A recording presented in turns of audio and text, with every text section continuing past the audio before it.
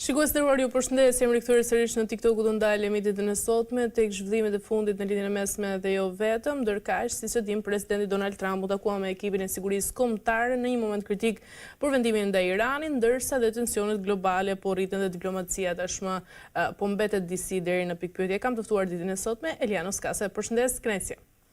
Përshëndetje, falenderoj për ftesën. Atëherë Elianos, ne kemi diskutuar edhe herë tjera sa i përket asaj çka po ndodh tashmë në lidhjen e mesme dhe tensionet globale tashmë po afrohen në një pikë kritike dhe afatet diplomatike po digjen pra sa nga njëra anë tjetrën. Si e ke parë fillimisht të gjitha zhvillimet e fundit që kanë ndodhur sa i përket edhe armpushimit pra zgjatjes së tij mes SBA-s dhe Iranit? Atëherë, fillimisht armpushimi po i afrohet përfundimit të afatit kohor. Në 22 prill, Shtëpia e Bardhë ka deklaruar zyrtarisht që JD Vance nuk ka për të vizituar Islamabadin për një herë të dytë. Deri më tani nuk ka pasur një njoftim që ta kundërshtojë këtë deklaratë. Pra mund të themi që sërish deklarata për paqe ka pasur stagnacion.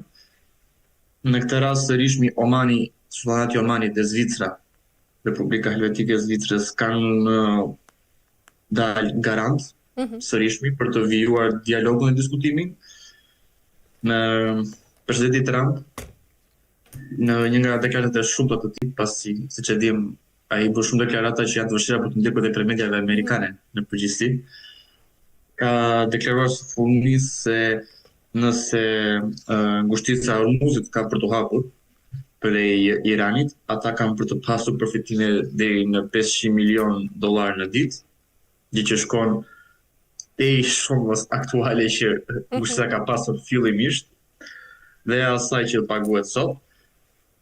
Gjithsesi, është deklaruar gjithashtu se nëse deri në përfundim të afatit të armpushimit nuk ka për të pasur një ajo që quhet në anglisht breakthrough ose një arritje të konfirmimit të dialogu ose pikave të përbashkëta, qoftë edhe disa pikave që cilat mund ta qetësojnë situatën, atëherë presidenti Trump ka deklaruar se nuk ka për të pasur më ajo që u quaj në llagap zotëria e mirë në diskutime dhe ka për të targetuar gjithë objektivat infrastrukturor, ekonomik dhe duke lënë të kuptohet që kanë për të pasur edhe civil brenda, të cilat kanë për të krijuar stagnacion në ekonominë e Iranit dhe shtuar presion në popullsinë e tij. Gjithsesi, nga ana iraniane ka pasur një deklaratë të qartë që uraniumi iranian, mineralet e rralla iraniane dhe sovraniteti iranian nuk ka për të lënë në duart e asnjë fuqie të jashtme, sidomos Shtetet e Bashkuara dhe Izraelit. Një gjë që ka treguar ose ka bërë të qartë për gjithë vëzhguesit, observuesit, se situata ka arritur në atë pikë kulminante të ngërçit, ku të dyja palët nuk duket se do të lëshojnë palë, Irani nuk duket se ka për të shuar terren. Kjo është e qartë dhe ndosë është e paqartë nëse situata ka për të vijuar të eskalojë, pavarësisht faktit që siç e përmenda presidenti i eskalimit tashmë ka arritur vërtet pak a shumë kulminacionin. Kjo do të tregoj njëkohësisht nëse Amerika ka për të hyrë në një Vietnam të dytë ose në një Afganistan të dytë në Iran. Ne dimë që presidenti Trump do të dërgojë këmbë në terren ose që të trupa në terren, gjë për të cilën iranianët sigurisht janë të përgatitur, dhe ata janë duke provokuar që kjo gjë të ndodhi, pasi ne dimë që shtetet si Irani, Afganistani, Vietnami, një të tjerë, të cilët janë në territorin e tyre, e njohin vendin e tyre, ka një territor gjeografik të karakterizuar nga ajo që quhet fortesëzimi, ose të pasurit një terren shumë të ashpër, pak a shumë si Shqipëria, me male të rrethuar, dhe shumë të vështirë për të çarë, pa infrastrukturë për të çarë, vetëm vendas dinë si të manovrojnë në të. Ka treguar që për Amerikën ka qenë katastrofale. Amerika hyri mbi 10 vjet në luftën e Vietnamit dhe rezultoi në katastrofë totalisht në fund. Ata dështuan. Në Afganistan, Amerika pothuajse pak a shumë 19-20 vjet ishte në Afganistan, me miliarda dollar të hedhura, mos triliarda, dhe ne dimë se si përfundoi. Ndërsa për të hyrë dhe në Iran, i cili ndryshe nga Vietnami i viteve 60-70, ndryshe nga Afganistani i fillim viteve 2000, është shteti i konsoliduar, me një ushtri të konsoliduar dhe ne kemi parë që arsenali iranian ka arritur që të shkaktojë dëme me miliarda dollar, jo vetëm Shtetet e Bashkuara dhe Izraelit, po edhe gjithë shteteve regionale, klasim se Arabia Saudite, Emiratet e Bashkuara Arabe, Kuwaiti, Katari, Omani. Pra, ajo që ka për të qenë përfundim, nëse gjendja ka për të shkuar deri në të farë pike, ndonse premisat siç e përmenda janë shumë të larta, nga deklaratat e fundit që kanë dalë në media, ka për të qenë ose një armpushim dhe Amerika ka për të pranuar disfatën, zyrtarisht, që ky operacion dështoj, ose kanë për të thënë thjesht ne fituam, me thënë sigurisht ne kemi dëgjuar parë këtë disa bombardime, disa mira civil të vrarë, infrastruktura shkatruar dhe fituam. Çfarë u fitua, askush nuk e ka kuptuar. Por që kjo ka për të vendosur, siç e thash, ose në këtë version, ose versionin tjetër, që Amerika ka për të hyrë në një luftë totale në shëmbullin e Vietnamit ose Afganistanit. Nga ana tjetër, Eliano, sa real është dhe rreziku i një përshkallëzimi të mëtejshëm? Si përmenda, përshkallëzimi duket i afërt, ose i paqartë akoma. Shumë aktorë ndërkombëtar si edhe Republika Popullore e Kinës, India, Federata Ruse, Sultanati i Omanit sigurisht, kryesisht vendet arabe, Republika Helvetike e Zvicrës, siç e thash, janë duke u munduar gjithkohës që të krijojnë dialog, që kontaktet të mbeten, që të paktën të ketë një lloj diskursi midis dyja palëve, me thënë çfarë kërkohet, çfarë ofrohet dhe çfarë pritet prej dialogut, pasi dialog pa benefite është disi i palogjikshëm. Një dialog ose takime siç e pam në Islamabad thjesht për të thënë çfarë kërkoj unë, çfarë kërkon ti dhe nuk dakordojmë, është pak a shumë si humbje kohe për të dyja palët. Ndonse kjo mund të interpretohet, humbje kohës mund të interpretohet, humbje kohës mund të jetë edhe për të përgatitur terrenin për diçka më shumë. Nuk duhet të krijohet ideja që humbja kohës është thjesht për të treguar që ne e bëm tonë, le të themi në kuadër diplomatik. Njëkohësisht, potenciali i eskalimit. Siç e thash, potenciali është i lartë, por fakti është që Amerika nuk është gati për të potencial. Ne dimë që shumica e publikut amerikan nuk e dakordson me luftën në Iran. Po thosë gjithë media amerikane është duke satirizuar këtë fushat të presidentit Trump, të palogjikshme edhe por të kushtueshme në anën ekonomike kësaj radhe, pasi ne dimë që bujqësia e Hormuzit e ka shkatruar rendin ekonomik global, nuk është më penalizuar tani, po shkatruhet në themel, në bazë të faktit që çmimet e larta të naftës, të gazit, të produkteve të naftës, si benzina, të tjerë, gazolinës, kanë arritur dhe po rriten akoma më shumë, ku në disa vende kanë arritur deri në $150 dhe është dhe një parashikim që mund të vijë deri në $200. Pra gjendja është duke dalë, le të themi, prej kontrollit. Korea e Jugut ka hapur rezervat, të cilat janë për 3 muaj. Kina ka hapur rezervat. Filipinet, Indonezia, Tajlanda pritet që të kenë një minus në GDP nga 0.5 deri në 1.5% në zhvillim për kësaj që po ndodh. Pa përmendur faktin që përveç Azisë, e cila është penalizuar jashtëzakonisht dhe që ka treguar edhe shenja të rritjes së konfliktit civil midis shtetit dhe popullsisë civile, të cilët kërkojnë një përgjigje prej shteteve të tyre, çfarë po ndodh, të gjetë një rrugë alternative. Edhe në Evropë, sidomos në Gjermani, Britani, në vendet e Beneluxit, kjo po ndihet fort. Ndonse Evropa për energjisë, le të themi, energjisë së gjelbër, energjisë të rinovueshme të tjerë, është disi më e balancuar, e fakti që ata mund të blejnë nga Kanadaja, nga Rusia, nga Azerbajxhani, është ende si e balancuar, gjithsesi është ndjer. 50 cent, 1 euro, një gjë filloi, po pak a shumë këto ndërndojnë në buxhet, pasi ti duhet ta bësh këtë shpenzim ditë për ditë. Shumë njerëz e bëjnë, edhe në Shqipëri është ndjer, me sa kam dëgjuar. Po fillon, e do vijoj të ndihet akoma më shumë, pasi duhet të tekstuar edhe fakti që nëse çmimet rriten, ato do të bien nëse ngushtica hapet. Ato mund të balancohen, por nuk ka për çëm siç kanë qenë më parë. Të paktën në një periudhë afat të shkurtër, sigurisht. Pra gjitha këto kanë krijuar që presidenti Trump mundësinë e skalimit, siç e përmenda, duhet të jetë e mirë menduar dhe pa një opsion të dytë. Pra këtu nuk kemi një opsion si Afganistani. Pasi nëse do të ndodhi gjë që ka shumë gjasa të pakta që të ndodhi, por le të themi që nëse do të ndodhi që Kongresi ta aprovojë, le të themi, luftën në Iran, të japi buxhetin e të tjerë, jo ka përqen ose me fitore, ose në një dëm të jashtëzakonshëm kundër ekonomisë amerikane. Pavarësisht që kam dëgjuar dhe është përmendur që industria e luftës, industria amerikane e armatimeve ka për të pasur një shpërthim e të tjerë.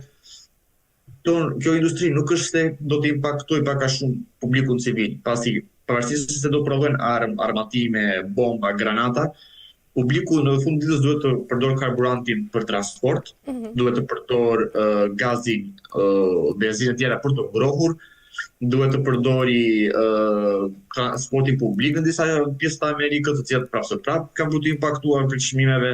Në le të theksojmë që shporta e ushqimeve është impaktuar jashtëzakonisht në Shtetet e Bashkuara prej rritjes produkteve të energjisë të tjerë. Pra, mundësia e skalimit në këtë rast ka shumë paraprita, nëse mund t'i quajmë kështu. Me paraprita që duhen menduar mirë dhe duhen kalkuluar mirë. Pasi siç e thash, një mundësi e dytë që ka për të impaktuar ekonominë amerikane nuk është. Pra, nëse do të ndodhë që do të shkojmë në Iran, do shkojmë vetëm për fitore. Dhe që siç është treguar deri më tani, fitoria duket shumë e largët në këtë aspekt. Pra, eskalimi është fjalë e madhe nëse mund ta quajmë në këtë pikë, pasi buxhet nuk ka akoma.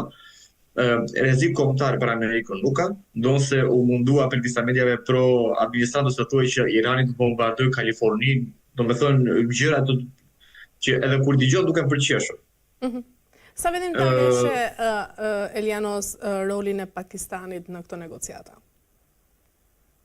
Pakistani kryesisht ka pasur një rol historikisht midis marrëdhënieve të SBA-s me vende delikate në lindjen e mesme Azinë Qendrore, si Afganistani, Irani e të tjerë. Ka pasur kryesisht rolin e një ure, duke qenë që Pakistani ishte nga vendet pro-amerikane të Azisë Qendrore, Azisë Juglindore. Pakistani, ne dim prej konfliktit që ka me Indinë historik, dhe fakti që India është shumë e lidhur me Rusinë, me Republikën Popullore të Kinës, pavarësisht disa divergjencave që ata kanë me kinezët, është një faktor global sot. 1.5 miliard banor, GDP shumë e lartë, një ushtri me 10 milion, pra është edhe armë atomike. Ne dim që të gjitha krijojnë terren edhe predispozita që një vend si Pakistani, do se Pakistani ka një ushtri të mirë armatosur, ka armë bërthamore, nuk se ka një ekonomi kaq mbretërese sa India, por gjithsesi është një vend i zhvilluar ekonomikisht, e kërkoi një aleat, duke qenë që gjithë aleatët rajonal të Pakistanit, siç e thash Federata Ruse, Kina të tjerë, janë kryesisht marrëdhënie me Indinë, ndonse me kinezët Pakistani është gjithashtu në rregull. Shtetet e Bashkuara kanë qenë historikisht një aleat kyç i Pakistanit.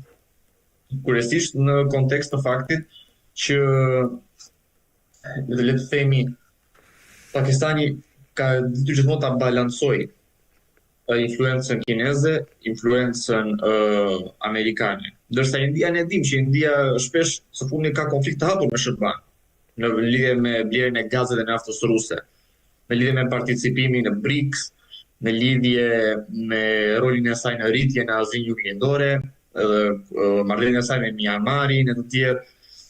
Ndërsa Pakistani është disi më neutral në këtë aspekt, është më i balancuar politikën e jashtme, kërkon të mbajë kontakte në të gjitha palët, dhe amerikanët sigurisht që kanë parë këtë si një aleat fort, ose le të themi, jo vetëm një aleat, nëse mund ta quajmë, e kanë parë si një partner fort të besueshëm dhe të paanshëm. Pasi duhet të theksuar që si sultanati i Omanit, si Republika Helvetike e Zvicrës janë faktorë ne dim, neutral, nuk kanë mbajtur asnjëherë krah kush është i drejtë, kush është i gabuar. Duke qenë dhe marrëdhëniet e tyre me SBA-n, me Rusinë, Kinën, Indinë ose Iranin janë shumë të balancuara. Ky është rasti i Pakistanit. Ne dim që Pakistani po përpiqet ende të arrijë të konsolidojë takimin midis dy palëve, të arrijë që të konsolidojë të paktën një pikë të përbashkët që ato mund të bien dakord, që ata mund të dakordësojnë në lidhje me garancitë e sigurive të tyre kombëtare, flasim amerikane në lidhjen e mesme, izraelite, edhe iraniane. Tani, siç e përmenda, së fundmi Shtetet e Bashkuara kanë deklaruar që gjithë vezu ka për të qenë në Islamabad. Dhe nuk ka që për herë të dytë flas. Dhe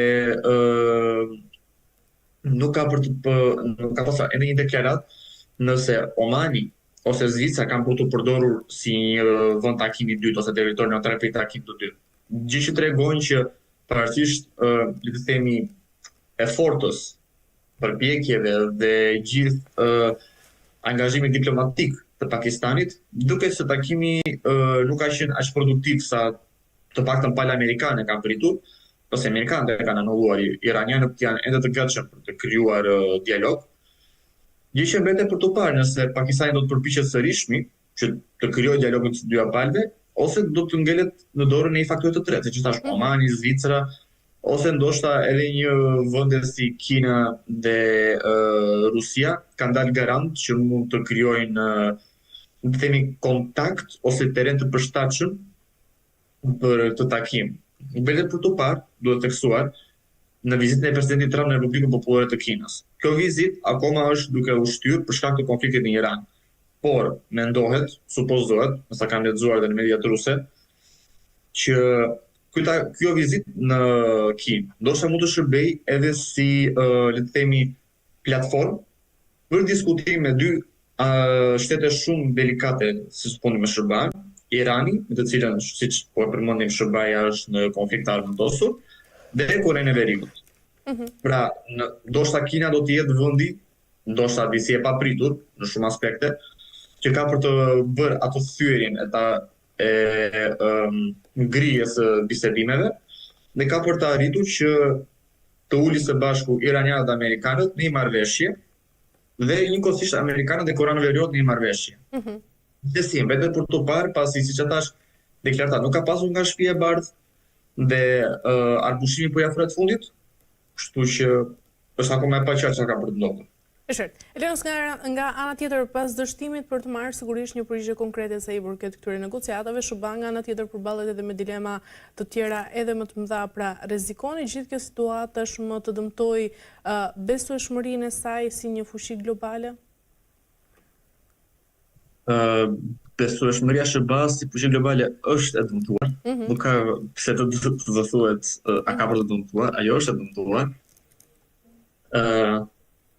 Suporti i vazhdueshëm për luftën genocidiale të Izraelit në Palestinë,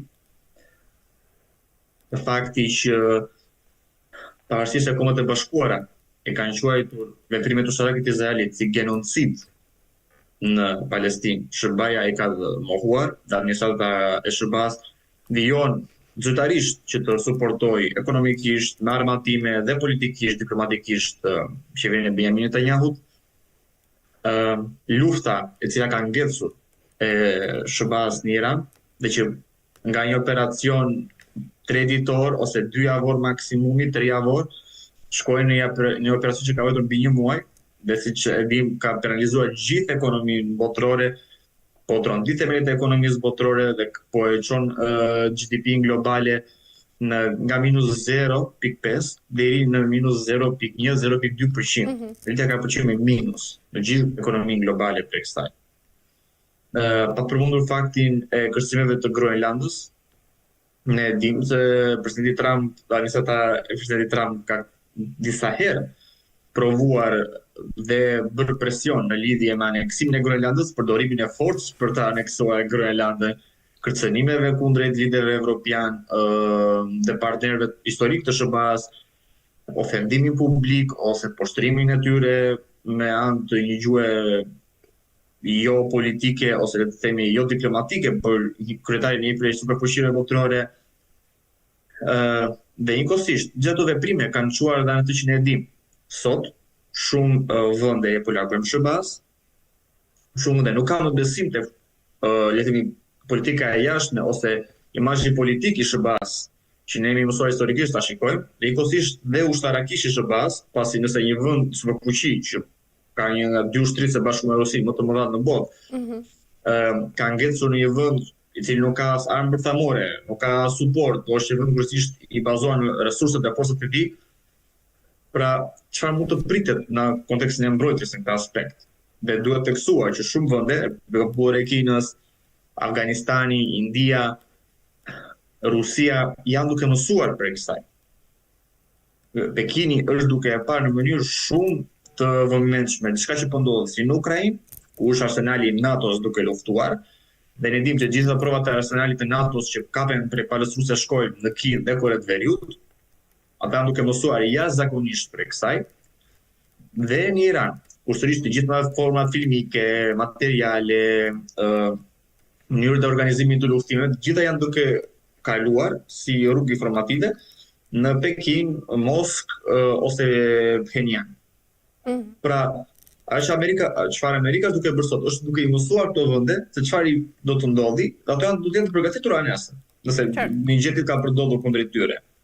Pra këtu garancitë e sigurisë së SBA-s janë që SBA-ja po zbulon gjithë vetveten, gjithë strategjitë e saj dhe është duke ekspozuar veten kundrejt le të themi fuqive në rritje, të cilat pas nesër potencialisht mund që ta kërcënojnë SBA-n dhe ta sfidojnë SBA-n. Në kontekst evropian, ne dimë që sot shumë lider evropian janë duke vizituar Republikën Popullore të Kinës, janë duke u shkëputur totalisht prej marrëdhënieve temi të ngushta ose quheshin në fort perspektivë në të ardhmen, të vazhdueshme perspektivë në të ardhmen me Amerikën, janë duke lidhur shumë marrëveshje ekonomike midis Bashkimit Evropian, Indisë, Australisë, Kanadas, Republikës Popullore të Kinës.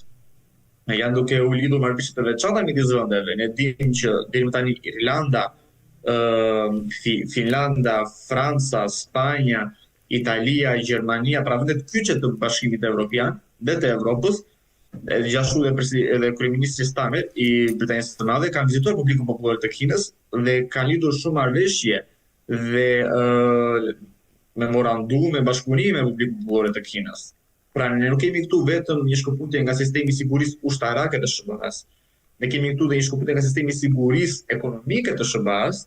Njëkohësisht në Evropë së Fundit ka dalë dhe fjalë që Evropa mund të krijojë në temi versionin e saj të Visa Mastercard. Pra Evropa do kërkohet të shkëputet dhe bankarisht, sistemi bankar amerikan. Nuk është se si në Rusi, Visa Mastercard ka bllokuar, por po mundohet të krijojë një model evropian, që do të punojë vetëm brenda Bashkimit Evropian ose brenda Evropës, kryesisht kontinentit evropian në përgjithësi, një sistem bankar i tillë. Dhe sot bankat kryesore polake, për shembull, franceze, irlandeze janë duke punuar, janë duke dakordsuar në këtë prizëm për të krijuar një version evropian të Visa Mastercard.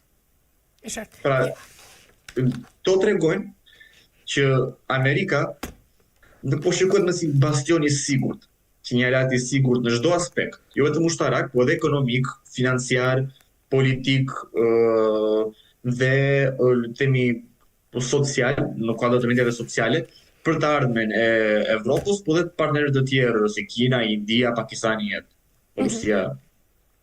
Nga ana tjetër, Elianos, ka pasur dhe kërcënime nga ana e Iranit pra sa i përket goditjes së industrisë të naftës, së cilat sigurisht kanë ngritur edhe shqetësime globale. Pra, si sheh këto paralajmërime, sa reale ishe edhe nga ana tjetër, duke qenë se rajoni i Zhirit po përballet me një zgjedhje të vështirë me sigurisë, por edhe sigurisht edhe interesave ekonomike, a do të rrezikojnë vetë vendet arabe industrinë e tyre të naftës duke u rreshtuar krah Shtetet Bashkuara të Amerikës?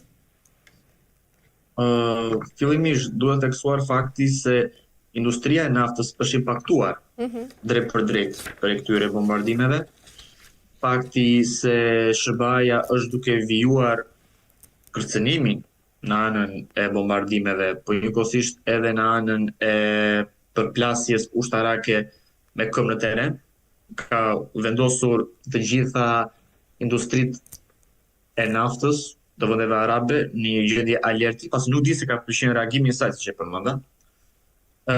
Irani sigurisht ka kërcënuar, pasi Amerika vetëm që ka bombarduar infrastrukturën energjetike dhe energji prodhuese të Iranit, flasim industrinë e naftës e të tjerë, dhe Izraeli sidomos është duke protegjuar, gjë që ka çuar edhe në faktin që Irani sigurisht do kërkojë retalim pra të kërkoj dhe ai të kundërpërgjigjet. Ai është kundërpërgjigjur. Ne dimë që në Kuvajt, në Arabinë Saudite, në Katar, në portin e naftës, në Oman, të tjerë, gjithë janë bombarduar. Ka pasur bombardime të shumta, ka pasur dëme të konsiderueshme dhe deri në nxjerrje jashtë funksionit të shumë industrive të naftës. Dhe sot Arabia Saudite dhe Emiratet e Bashkuara Arabëve kanë planifikuar, mundohen që të organizojnë një tjetër rrugë për transportin e naftës. Në si desi një tubi që do të nxjerrë naftën në detin e Kuq ose deri në anën tjetër të themi të Gadishut. Do se kjo ka shumë rreziqe për shkak të piraterisë që ne dimë që është në detin e Kuq, piratëve të Somalisë, Eritrisë të tjerë. Gjitha këto sigurisht kanë dhe impaktin e tyre në çmimin dhe në vlerën e naftës, pasi ne dimë që nëse ka për të ndodhur kjo rrugë tranziti, nëse Irani do t'i kthej këto kërcënime në realitet, pasi ata kanë mundësi, ata kanë provuar që ka mundësi t'i kthejnë në realitet. Atë do të jetë një super plus jo vetëm për prodhimin e naftës, por edhe për shitjen e saj dhe edhe për tregun konsumator të naftës. Gjë që siç e përmenda, nëse sot është duke shkuar diku te $150, nëse kjo do të vijojë dhe do të eskalojë, siç e përmenda, kjo mund ta çojë fuqinë $200 ose edhe më sipër.